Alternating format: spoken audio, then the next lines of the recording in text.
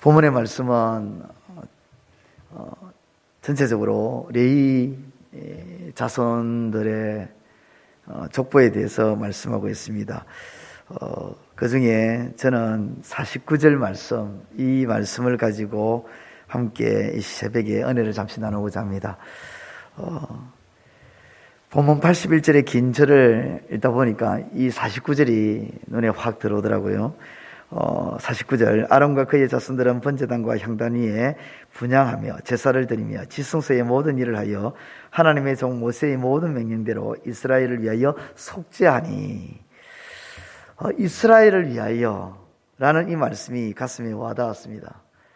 아론과 그의 자손들이 한 일이 무엇이냐, 레위 지파들이 한 일이 무엇이냐, 이스라엘을 위하여 속죄하는 일을 도와줬다는 것입니다. 제사를 도와줄 때에 아론의 자손들이 함께 했는데 그들이 한 일은 이스라엘을 위한 일이었습니다. 살면서 자주 스스로 묻게 되는 질문들이 많이 있죠. 그 중에 하나를 꼽는다면 나는 왜 이 땅에 살고 있는가? 그 질문이 아닐까 싶습니다. 내 삶의 목적은 무엇인가? 나는 왜 무엇 때문에 살아야 하나 등의 질문을 할 때가 종종 있죠. 예수님을 믿고 난 다음에는 예수님을 위하여 사는 삶이 되어야 된다라고 모든 그리스도인들은 이구동성으로 답을 합니다. 오늘 이 새벽에 오신 저와 여러분들도 동일한 답을 할 것입니다. 그러면 예수님을 위하여 사는 삶이 무엇일까? 예수님은 섬김을 받으러 오지 않고 섬기려 오셨다고 했으니까 우리의 삶은 예수님처럼 살아야 하는 것입니다. 예수님은 자신을 위해서 사신 적이 없습니다. 여러분, 성경을 지금까지 읽었고 예수님의 그 행적들을 가만히 한번 생각하면서 더듬어 보십시오. 예수님이 자신을 위해서 사신 적이 있는지, 하늘에서부터 이 땅에 육신의 몸을 입고 오시는 그 순간부터 그분은 온 인류를 위해서 사셨습니다. 온 인류를 구원하기 위해서 사셨습니다. 마태복음 8장 20절에 말씀처럼 여우도 굴이 있고 공중의 새도 거처할 집이 있지만 예수님은 머리 둘 곳이 없을 만큼 바쁘게 움직였습니다. 그만큼 예수님은 남을 위해 사는 삶이었습니다. 예수님의 전생애가 남을 위해 사는 삶이었다는 것이죠. 우리 모두의 삶 역시 섬기는 자의 삶, 누군가를 위하는 삶을 살아야 하는 것입니다. 마태복음에 우리가 지켜야 하는 첫째 되는 계명이 하나님을 사랑하는 것이고 이웃을 내 몸과 같이 사랑하는 것이라고 말씀하고 있습니다. 그것이 첫째 계명이라고요. 십자가도 위로 향한 사랑은 하나님 사랑이요 옆으로 향한 사랑은 이웃 사랑이라고 그렇게 우리는 성경적으로 또 신학적으로 배웠습니다. 그러므로 내가 왜 사는가라는 질문은 하나님을 사랑하고 하나님을 사랑하니 하나님이 사랑하시는 이 땅의 사람들을 사랑하면서 사는 것, 이것이 성경적인 답이죠. 그런 측면에서 우리는 지금 자신을 위한 삶을 살고 있는지, 하나님이 사랑하시는 이 땅의 사람들을 위한 삶을 살고 있는지 한 번쯤 돌아봐야 하는 것입니다. 우리의 삶이 전적으로 우리 자신만을 위한 그런 삶을 살고 있다면 우리는 참다운 그리스도인이라 할 수 없는 것입니다. 교회의 존재 목적도 똑같습니다. 교회는 이 땅의 수많은 영혼을 위해서 살아야 하는 것입니다. 위로는 하나님을 섬기면서 옆으로는 이 땅의 수많은 영혼을 위해서 사는 것이 바로 교회의 존재 목적인 것입니다.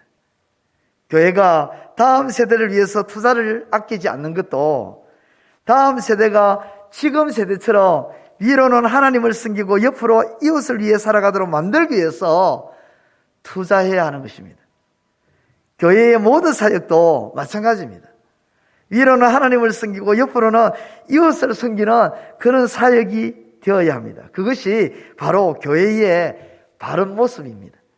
그것이 하나님이 기뻐하시는 교회의 모습이고, 그것이 교회가 이 땅 위에 존재하는 이유인 것입니다. 정리하겠습니다.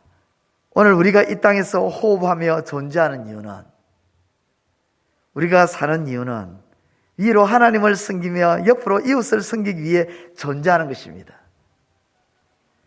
예수님도 위로는 하나님을 철저히 섬기며 옆으로는 이웃을 위해 일평생 사셨습니다. 예수님을 닮는다는 것은 바로 예수님처럼 사는 것이고, 교회는 그러한 목적으로 존재하는 것입니다.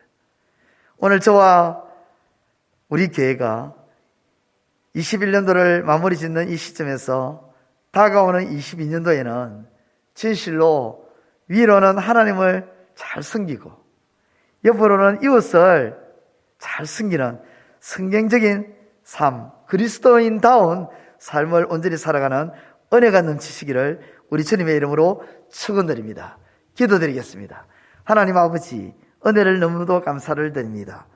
오늘 역대상 6장의 말씀을 통해서 레위 자손들은 이스라엘을 위하여 살아가는 그 모습을 말씀해 주고 있습니다.